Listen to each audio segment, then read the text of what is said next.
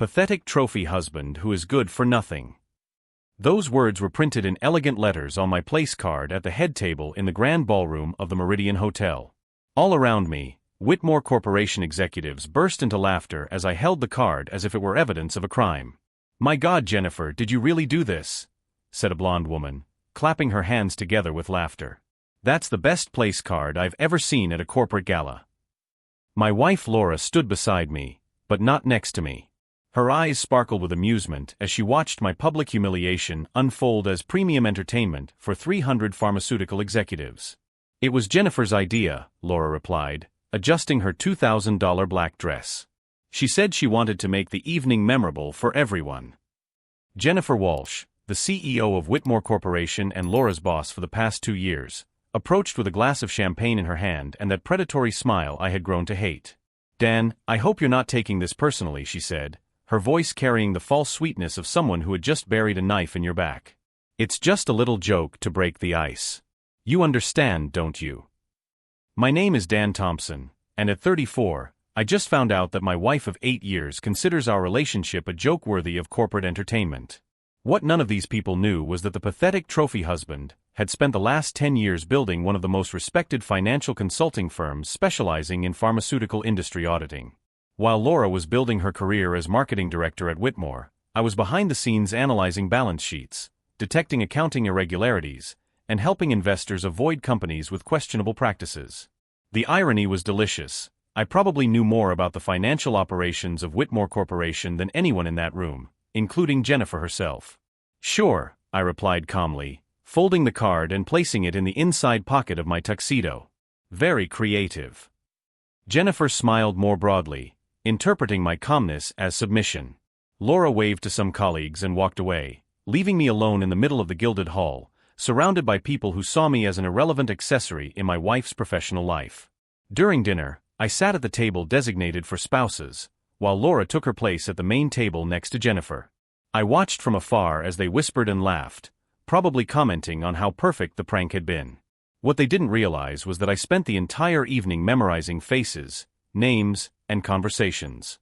Every executive who laughed at my humiliation, every sarcastic comment about useless husbands, every joke about men who live off their successful wives. If you're enjoying this tale of twist and justice, don't forget to subscribe to the channel to find out how this seemingly devastating night would become the catalyst for a revenge no one would ever forget. When the gala ended and we drove home in silence in our Tesla, Laura finally broke the silence. "Aren't you going to say anything about the card?" "What would you like me to say?" "I don't know. That it was funny. That you got the joke." I pulled into the driveway of our Westchester home and turned off the engine. "It was very enlightening," I replied. Laura frowned. "Enlightening how?" But I was already getting out of the car, leaving the question unanswered. Because while she and Jennifer celebrated their little social victory, I was already mentally calculating the next steps in a plan that would turn their little joke into the biggest professional nightmare they had ever faced. After all, they had just awakened the attention of the only man in that room capable of completely dismantling the company they were so proud of. The Monday after the gala, Laura left for work without saying a word. No good morning, no bye, just the sound of the garage door closing at 7:15 a.m., as usual. I sat in our Carrara marble kitchen, drinking coffee and mentally reviewing every detail of the previous night. I wasn't processing the humiliation, I was cataloging information. Jennifer Walsh hadn't just appeared out of nowhere in Laura's life. 2 years ago, when she was promoted to CEO of Whitmore Corporation at the age of 38, Laura came home beaming with admiration. "Dan, you have to meet my new boss," she said that night, tossing her Prada bag on the living room couch. "Jennifer Walsh is a phenomenon. She took over Whitmore when the company was on the verge of bankruptcy and turned it around in 18 months. I had researched Jennifer that same night. Harvard graduate, MBA from Wharton, impressive track record at 3 major pharmaceutical corporations. On paper, she was truly impressive. What I couldn't have predicted was how she would transform my wife into a completely different person. The change was gradual, almost imperceptible. First, Laura started coming home late from work. "Jennifer has these brainstorming sessions that go on," she explained.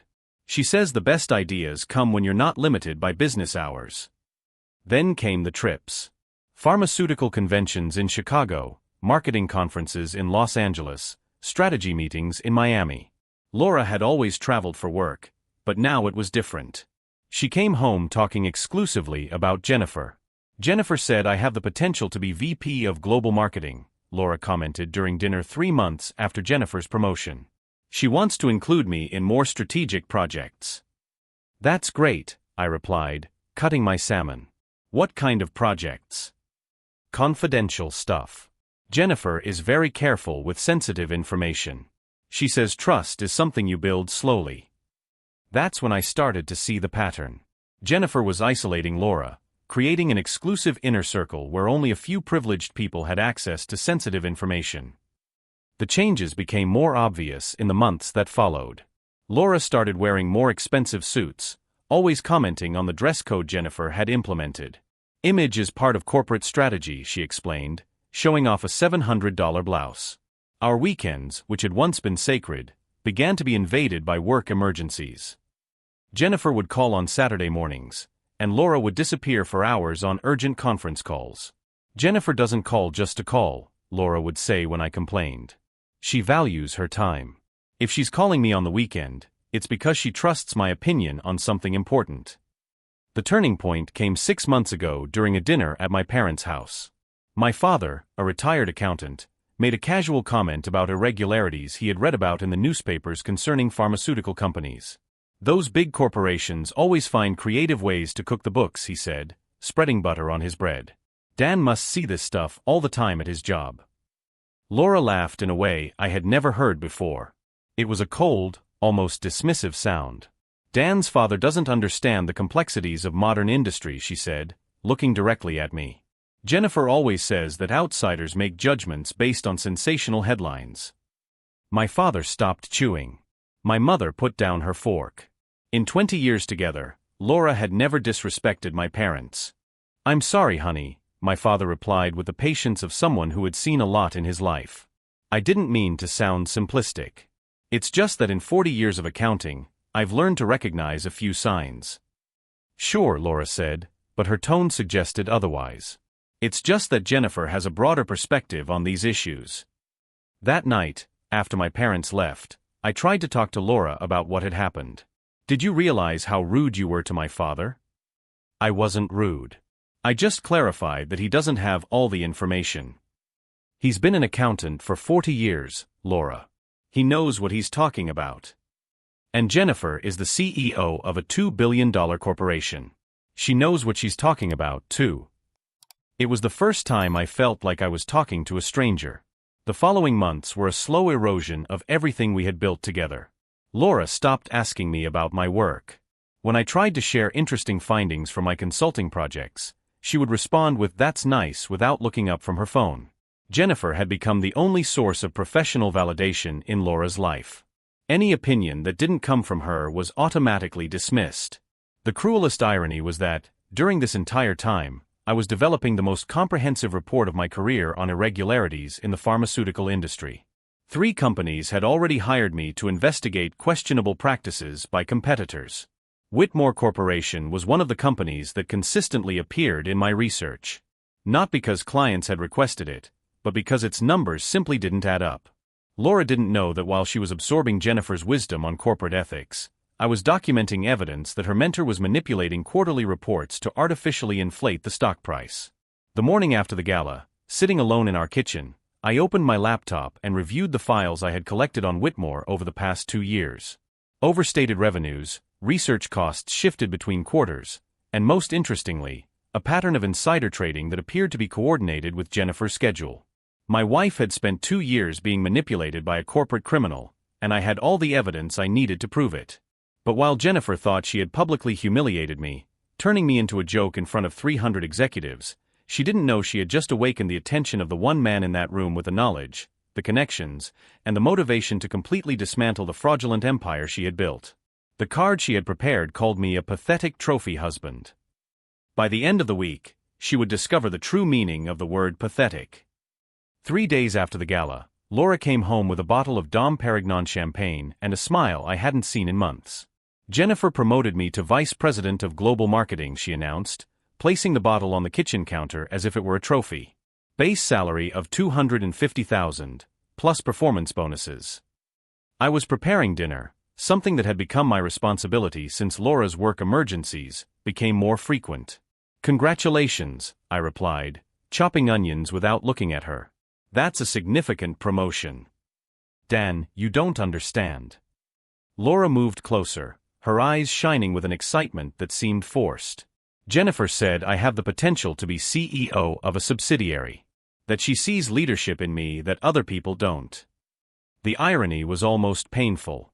Jennifer had spent 2 years teaching Laura not to see leadership in the person closest to her, her own husband. And what does that mean for us? I asked, finally turning to face her. It means longer trips. Maybe a few months abroad, setting up operations in Europe. Jennifer wants me to lead the international expansion. Laura spoke as if she were reading from a script prepared by Jennifer.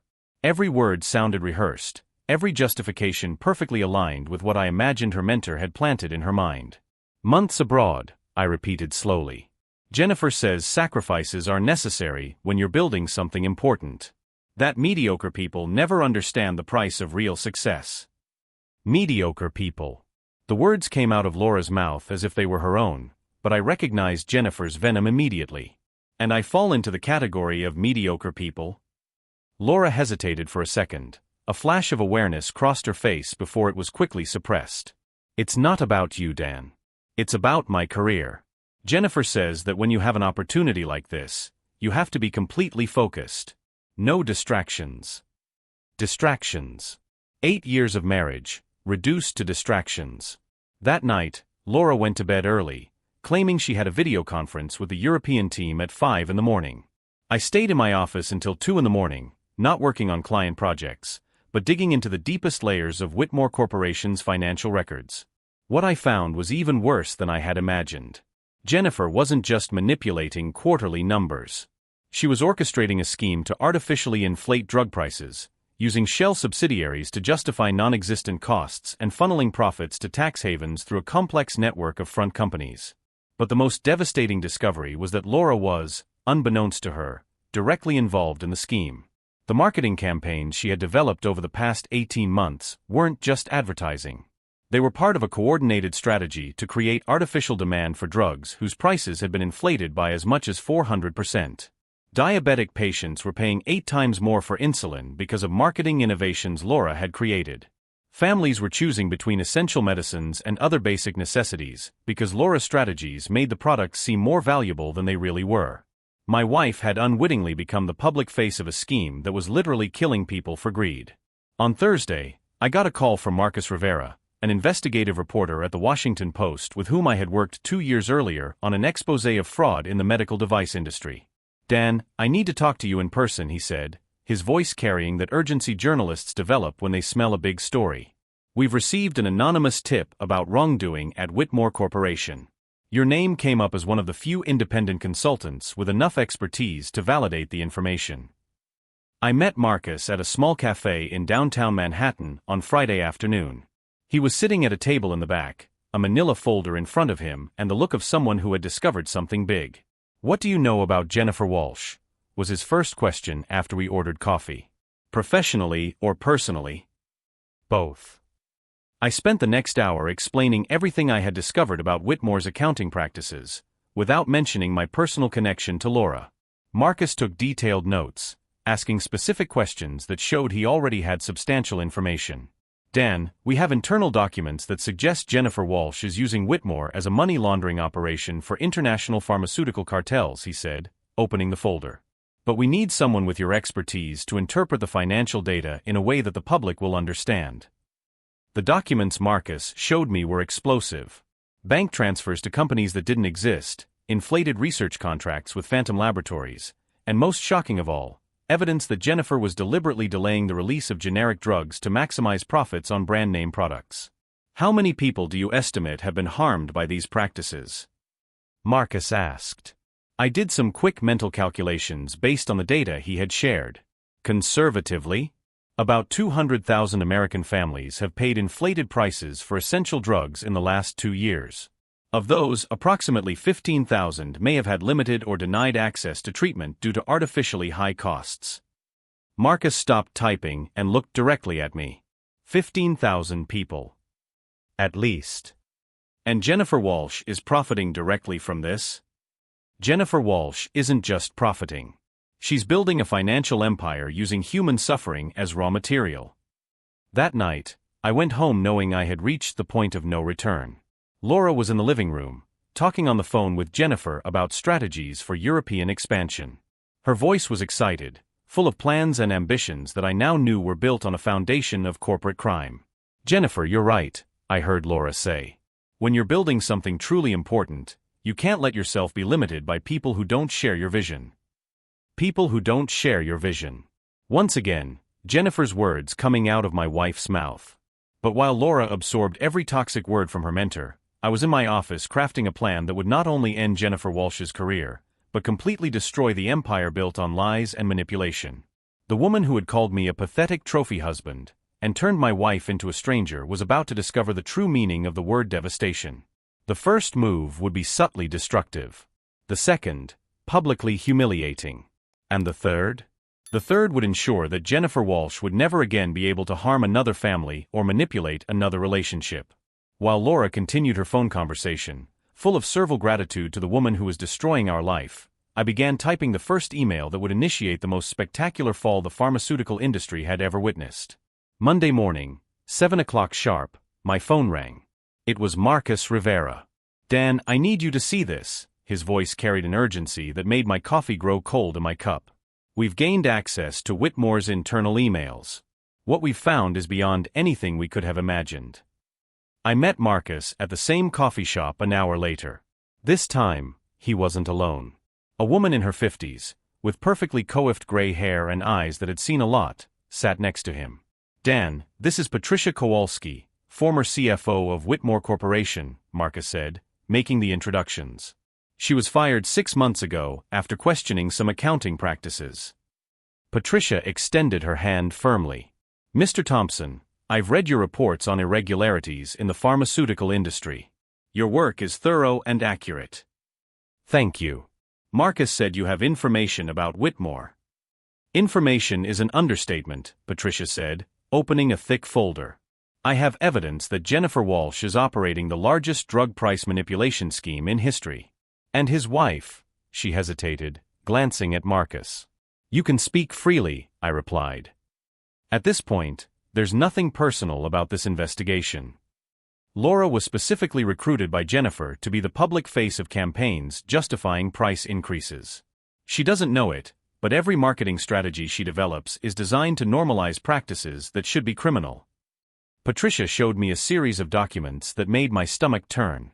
Internal reports showing that Whitmore could produce insulin for $17 a unit but was selling it for $230. Cancer drugs with a production cost of $40 were being sold for $3,200. And Laura knows this. I asked, even though I already knew the answer. Jennifer only shares the information Laura needs to create compelling campaigns. Her wife genuinely believes she's promoting medical innovation. In reality, she's selling a slow death to those who can't afford to pay. I spent the next week immersed in the documentation Patricia had provided. I worked 16 hours a day, cross-checking data, verifying dates, building an irrefutable timeline of Whitmore's crimes. Laura barely noticed my absence. She was too busy preparing for her new position, making international calls late into the night and studying European markets. "Jennifer wants me to present our global strategy to the board on Friday," she mentioned on one of the rare occasions we had dinner together. "If all goes well," she said, "I could be based in London by the end of the year." "London," I repeated, mentally calculating how this would affect my schedule. "Jennifer says it's a unique opportunity. That women like me, who really understand the market, are rare." Women like her. More Jennifer language coming out of Laura's mouth. On Thursday, I received an unexpected call. The number wasn't in my phone book, but the voice was familiar. "Dan Thompson? This is Robert Chun from the Department of Justice. Antitrust Division." My blood ran cold. "How can I help you?" "We are investigating allegations of monopolistic practices in the pharmaceutical industry. Your name came up as someone with relevant expertise. Would you like to talk?" "Sure. When would be convenient?" How about now? I'm in your driveway. I looked out the window and saw a black sedan parked in front of our garage. Robert Chun was a middle-aged Asian man, impeccably dressed in a dark suit, his expression revealing nothing. "Mr. Thompson, let's get right to the point," he said, sitting down in my living room. "We have information that you have documentation regarding irregularities at Whitmore Corporation. If you've been following this journey of shocking discoveries, subscribe to the channel so you don't miss the next developments in this investigation that is about to shake the entire pharmaceutical industry." "I can confirm that I have access to certain information," I replied carefully. "The Department of Justice is building a case that could result in federal criminal charges. We need witnesses with technical credibility." "What kind of charges?" "Conspiracy to commit securities fraud, price manipulation, violations of the Sherman Antitrust Act, and possibly racketeering under RICO statutes." Every crime he mentioned carried decades-long prison sentences. "And if I cooperate?" "Immunity from prosecution, witness protection if necessary, and the satisfaction of knowing you're helping dismantle an organization that has harmed thousands of American families." That night, Laura came home beaming with a bottle of French champagne that cost more than my first car. "Jennifer gave me full access to the European budgets," she announced, pouring 2 glasses without noticing that I wasn't drinking. "Dan, we're talking about marketing campaigns with $50 million budgets. This is going to completely transform my career." $50 million. Money that would come directly from the pockets of desperate families paying inflated prices for essential medications. "Congratulations," I managed to say. "Jennifer said something interesting today," Laura continued, her voice taking on that conspiratorial tone that had become familiar. "She said that people like us need to think big. That we can't let ourselves be limited by, how she put it, small minds and moral judgments from people who have never built anything important." Small minds. Moral judgments. Jennifer's words coming out of my wife's mouth like well-rehearsed poison. "And you agree with that?" I asked. "Of course I do. Jennifer's right. When you're building something revolutionary, there are always going to be people who don't understand the bigger picture. People who don't understand the bigger picture. Like diabetic families choosing between insulin and food. Like cancer patients dying because they can't afford artificially inflated treatments." On Friday morning, I signed my cooperation agreement with the Department of Justice. Robert Chun explained that the investigation was in its final stages, awaiting only the technical evidence I could provide. "Once you testify before the grand jury, there's no turning back," he warned me. "Jennifer Walsh will be indicted, probably within weeks. Anyone associated with the fraudulent practices will face consequences. Including my wife. That depends on her level of knowledge of the illegal activities. If she was just an unwitting tool, she'll probably get immunity in exchange for cooperation. But if we find out she knew..." He didn't need to finish the sentence. That afternoon, Laura left for her presentation to the Whitmore board. She was wearing her most expensive suit, carrying an Italian leather briefcase, and radiating the confidence of someone who believed she was at the top of her game. "Wish me luck," she said, giving me a quick kiss on the cheek. "Jennifer said that if everything goes well today, my promotion could be announced next week." "Good luck," I replied, knowing it would be the last time she left the house as Whitmore Corporation's marketing director. As the Tesla disappeared from our driveway, I called Marcus Rivera. "It's time," I said simply. "Are you sure?" "Once we publish, there's no turning back."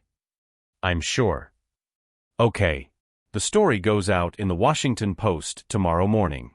Pharmaceutical executive under federal investigation for billion-dollar price-fixing scheme.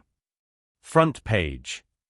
I hung up the phone and sat in the silence of our empty house. In less than 24 hours, Jennifer Walsh's world would be completely shattered. And Laura. Laura would discover that the mentor she idolized was a criminal, and that the husband she despised was the man responsible for exposing the truth. The pathetic trophy husband was about to bring down an empire built on blood and greed. And there was no stopping what had already begun. Saturday, 5:45 a.m. My phone vibrated with a notification I had been waiting for. Pharmaceutical executive under federal investigation for billion-dollar price-fixing scheme. The Washington Post headline filled my phone screen. The photo of Jennifer Walsh, taken during a medical convention 6 months ago, was printed just below. She smiled with that arrogant confidence I had learned to hate. Laura was still sleeping next to me, completely unaware that her world was falling apart in real time. I got up quietly and went to the kitchen to make coffee, knowing that in a few minutes our phone would start ringing. The first call came at 6:13. It was Jennifer. "Laura, I need you to come to the office right now." Her voice was agitated, losing the controlled calm she always maintained. "We have a serious situation to deal with." I heard Laura moving around in her room, probably trying to process why her mentor was calling so early on a Saturday. "Jennifer? What's going on? Just come. And don't talk to anyone from the press." Press. The word that confirmed Jennifer already knew about the article. Laura came downstairs 15 minutes later, dressed casually but still elegantly, her hair tied back in a perfect ponytail even in her rush. "Jennifer needs me at the office," she said, grabbing her keys from the Tesla. "Some kind of corporate emergency." "Good luck," I replied, sipping my coffee and watching her worried expression. "Dan, have you read the news today?" "Not yet." "Why?" Jennifer seemed different. Nervous. It's not like her. 40 minutes later, Laura called. Her voice was completely different. "Dan, I need you to pick me up at the Whitmore office. Now." "What happened?" "Just come. And, Dan, bring documents about our financial situation. Bank accounts, investments, everything." "Why would you need that?" "Just bring it." The drive to Whitmore's office took 25 minutes in light Saturday traffic. The whole way there, I imagined Laura discovering that her mentor was a criminal and that her despised husband was responsible for exposing the truth. I found Laura in the lobby of the corporate building, sitting in one of the leather armchairs with an expression I had never seen before. It wasn't anger or sadness. It was total confusion, as if someone had explained to her that gravity worked in reverse. "Jennifer's been arrested," she said as soon as she saw me. "Federal agents showed up here at 7 this morning with search and seizure warrants." "Arrested for what?" "Securities fraud, price manipulation, conspiracy." "Dan, the list has 12 different charges." I sat down next to her, keeping my expression carefully neutral. "This is serious." The company's lawyers said that any employee involved in marketing projects over the last 2 years could be called to testify. "Dan." She looked at me directly for the first time in months. "They mentioned that the investigations began with allegations from an independent financial consultant." An independent financial consultant. Someone with expertise in pharmaceutical audits who provided technical evidence to the Department of Justice. At that moment, I saw suspicion begin to form in her eyes. Laura had always been smart, just overshadowed by Jennifer's manipulation. Now, with her mentor out of the picture, her analytical mind was reconnecting dots she had ignored. "Dan, you work in pharmaceutical auditing. Among other things. You have technical knowledge of fraudulent accounting practices." "Yes." "And you never liked Jennifer." "No." Laura was silent for a long moment, processing information with the same intensity one had seen her use in corporate presentations. "You knew this, didn't you?" "Knew what?" "About Jennifer's illegal practices. The price manipulation. Everything." I took a deep breath. The moment of complete truth had arrived. "Laura, I've known for 2 years that Jennifer Walsh has been running fraudulent schemes at Whitmore Corporation. For 6 months, I've had enough evidence to completely destroy her career." The color drained from Laura's face. "And you never told me?" "I did. Dozens of times. Every time I mentioned irregularities in the pharmaceutical industry, every time I questioned the innovative practices Jennifer was implementing, every time I suggested caution about her projects. But you never said directly that. Laura, on a Tuesday in March last year, you came home talking about how Jennifer had found a creative strategy to justify a 400% increase in the price of insulin. I said verbatim that it sounded like market manipulation. You replied that I didn't understand the complexities of modern business. She was silent, probably remembering the conversation. On the Friday after Valentine's Day, you mentioned that Jennifer was shifting research costs between different divisions to optimize the quarterly reports. I explained that this was a form of accounting fraud. You said that Jennifer had an MBA from Wharton and knew what she was doing. Dan.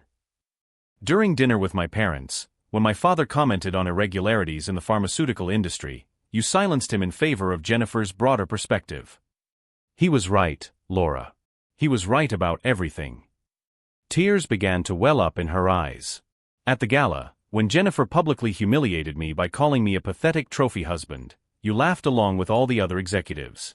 At that moment, I decided it was time to stop trying to save you from a criminal mentor and start saving the families who were being hurt by her schemes. You were the source of the investigations? I was the person who provided the Department of Justice with enough technical documentation to indict her for federal crimes, yes.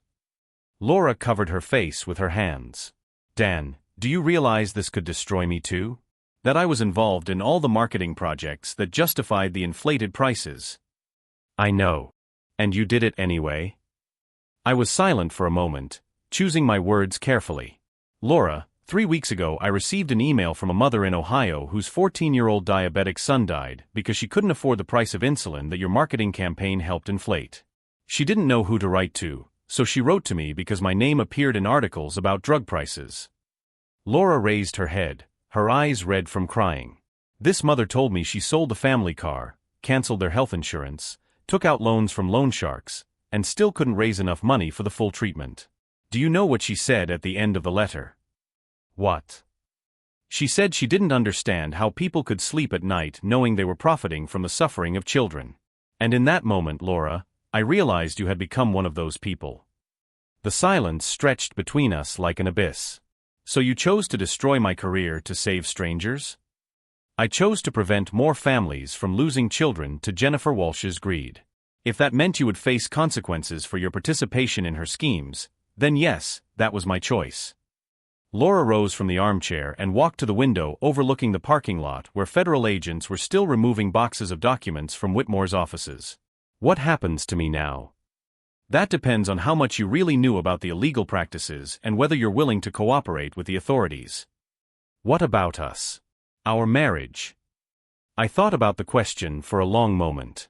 Laura, on the night of the gala, when you laughed at my public humiliation, our marriage ended. You just didn't know it yet. She turned to face me. What about the woman who fell in love with an ambitious student in the university library? The partner who promised to support my professional dreams? The wife I loved for 8 years. That woman was replaced by someone who considered corporate genocide an innovative marketing strategy. The words came out harsher than I intended, but they were true. Dan, I didn't know that. You didn't know because you chose not to know. Every time I tried to warn you, you silenced me in favor of Jennifer's version. You turned ignorance into a conscious decision. At that moment, my phone rang. It was Robert Chun. Dan, we need to talk. Jennifer Walsh is trying to negotiate a plea deal. She's claiming that your wife was just an employee following orders. I looked at Laura, who was watching me with a mixture of hope and terror. I'm listening. If Laura cooperates fully, providing details about internal practices and decision-making processes, we can offer her full immunity. And if she doesn't cooperate?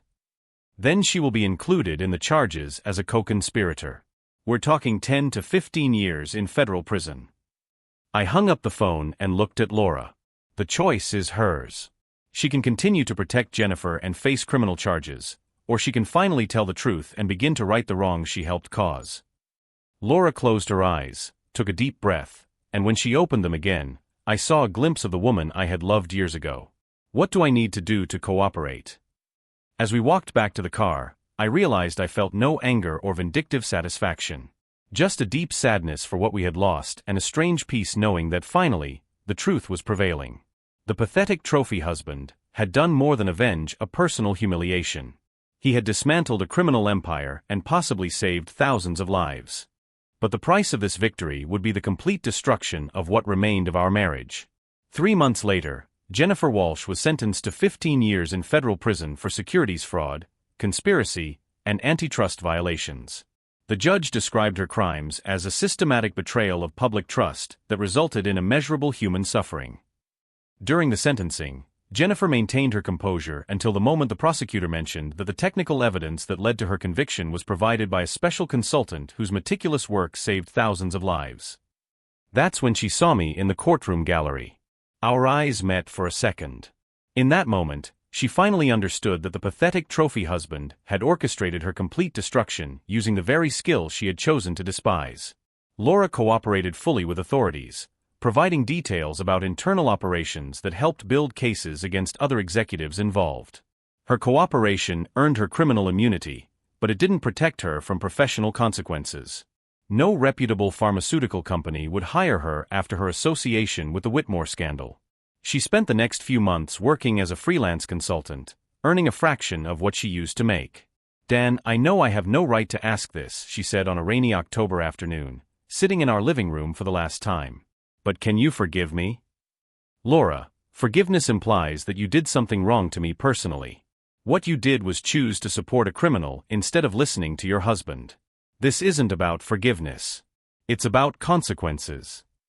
What about us? Is there any chance we can rebuild?" I thought about the question as I watched the rain beat against the window. The woman who fell in love with me in the library believed in equal partnership. The woman who laughed at my humiliation at the gala believed in hierarchies based on corporate status. I can't rebuild a relationship with someone who has fundamentally changed his values.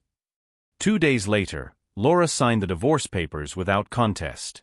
The Whitmore Corporation investigation resulted in sweeping reforms in the pharmaceutical industry. New regulations were implemented to prevent price manipulation, and a restitution fund was established to compensate families harmed by Jennifer's schemes.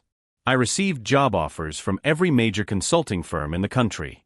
My reputation as the analyst who dismantled the biggest pharmaceutical fraud scheme of the decade opened doors I never imagined possible. But the most significant transformation wasn't professional. For years, I had defined myself through my relationship with Laura, adapting my personality and ambitions to support her dreams. Now, for the first time since college, I was living entirely for myself.